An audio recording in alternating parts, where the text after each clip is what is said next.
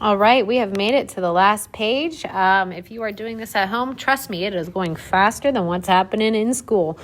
All right, so I can't add a lot of my personality into this, but I'm trying. Okay, parallel lines. Parallel lines are lines that never intersect. Algebraically, we know lines are parallel if, I'm just going to say they're the same equation. I'm not sure exactly what we were going for there, but if they're, oh no, not the same equation. That was silly of me. If they have, just write same slope. Same slope and different intercept. Also, if like you end up solving them, you'll end up getting no solution, like algebraically, because they never cross, you'll have a no solution. Perpendicular lines, they intersect to form 90-degree angles. Algebraically, we know the equations are perpendicular if their slopes are opposite reciprocals. Okay, and like they'll intersect. You will get an answer. They will cross somewhere. So what are negative or I would like to use the word opposite reciprocals. I think that's a better phrase there. What are negative or opposite reciprocals? So the fraction, numerator, and the denominator and the sign is switched. So the fraction is, I'm just going to write flipped. The fraction is flipped and the sign is switched. Some examples, 5 over 2 and negative 2 over 5. 3 over 4 and negative 4 over 3. 2 and negative 1/2. Or maybe negative 2 and positive 1/2. So all of these, those are all opposite and reciprocal of each other. Their fraction is flipped upside down because technically it wasn't 2 over 1 and the sign changed. So given another equation, you had to create a new equation that is either parallel or perpendicular to it, and it's going to pass through a point. So now we are going to practice our point slope equations and stuff. Number 1, put it in a slope-intercept form. It must say y equals. Number 2, identify what the new slope should be. New slope should be. Number 3, write your equation with your new slope only in y equals mx plus b. Substitute your ordered pair, solve for y. You can also, by the way, I don't know why we have only on there because you can put it into this form if you want to. And step 5, you're going to take your new b value, plug it into step 2 and 3, and you're going to solve for y. Again, if you want to use, I guess you're actually going to solve for b here. What are you going to solve? I don't know. You know what? After step 3, I am so very happy if you just make sure. I'm gonna slow down. I'm going to look at this again because Miss Briley must have had a couple of different steps because you can do this in so many different ways. Write your equation with your new slope only in y equals mx plus b form. Okay, we can do that. You can use this. That really is perfectly fine. She wants you to substitute your pair in and solve for b. I'm not sure step 4 and 5 is the best, but it's totally fine. I want to make sure that it's just what I've been teaching you. I think we're going to focus on this one. And you can take your new b and put it into y equals mx plus b if you want. That is perfectly fine. I can do one of each. Example 1 and 3, I can do one way, and example 2 and 4, I'll do another. You decide what way you like. Okay? Totally fine either way. Example 1, write an equation. Actually, I'm going to do, write an equation of the line that passes through the point negative 2 and 7 and is parallel to this line. Ooh, you know what's not good about that? Y isn't by itself. So we need to subtract 4x to the other side. Okay, we have to have it with y equals. We have to have it in sloped intercept form. So because we are parallel, we keep the negative 4 as our slope. See that negative 4? You keep it because it's parallel. So we are going to do, I'm going to do it like kind of the way that I like a little bit more, and then I'll do the next one the other way. So I would do y minus 7, right, from that up there, equals my negative 4, which I have to keep, times x minus negative 2.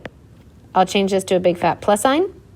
I have y minus 7 equals, boop and boop, negative 4x minus 8. Add the 7, and I promise we're done now. y equals negative 4x minus 1. When you put this together, you get negative 1. There is your answer, okay? You don't have to solve it like that. I just kind of think it's nice to stay consistent with what we're doing on the other pages. Example 2, write an equation. So first thing that we see here, I do not like that doesn't say y equals. So I've got to take that x to the other side. So that's negative 3y equals negative x plus 9. Divide by negative 3 here, here, and here. This is a skill that is learned in Algebra 1, and it's not a skill that you guys usually enjoy. So I hope you remember that there is a 1 right here. So that is negative 1 divided by negative 3 as a fraction is positive 1/3.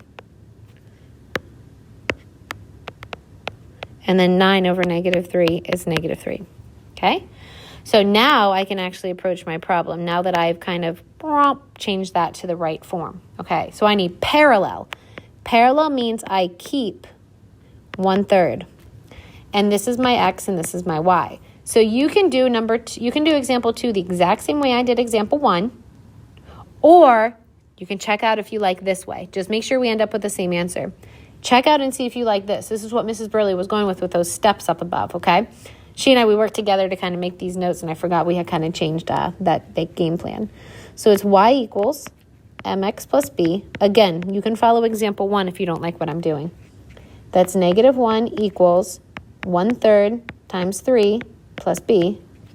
That's negative 1 equals, multiply this together, 1. See how 1/3 times 3 is 1. Plus b, take away 1, take away 1. Negative 2, when you put those together, is b.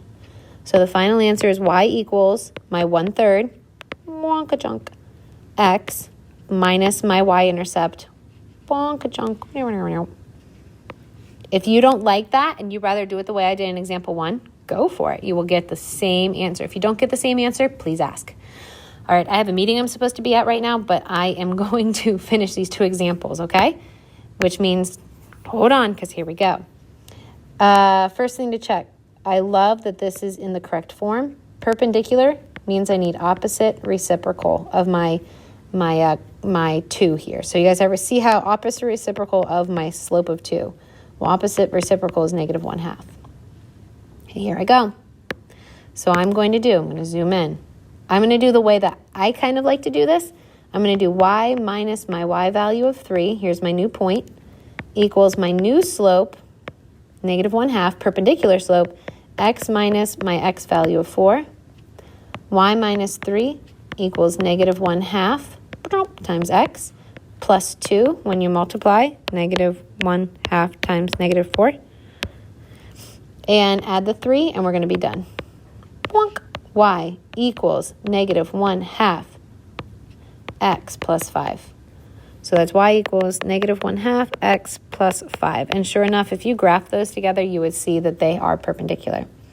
I'm going to do this one the way, the other way. If you want to do it the same way I did example 5, please do. Or example 3, please do. Okay, we got to get y by itself. Do minus 5x. That's 3y equals minus 5x minus 21. Those don't go together. Divide by 3. Y equals negative 5 over 3x. That does not reduce. Check on your calculator if you want. Okay, perpendicular means opposite reciprocal of negative 5/3. Well, that would be positive 3/5. Okay, now I'm going to do this using the way I did in example, I guess that would have been example 2. So I'm going to do y equals mx plus b. Please feel free to do this how I did in example 3. So my y is 1. My m is 3/5. My x is negative 5, and my b is unknown. 3/5 times negative 5 is negative 3 plus b. Add 3. 4 equals b. So it would be y equals my slope, 3/5, my x, and my b that I just found of 4. Whew! I might do another video just so you can see on the graph how they are perpendicular and parallel, but for right now, this is me signing off.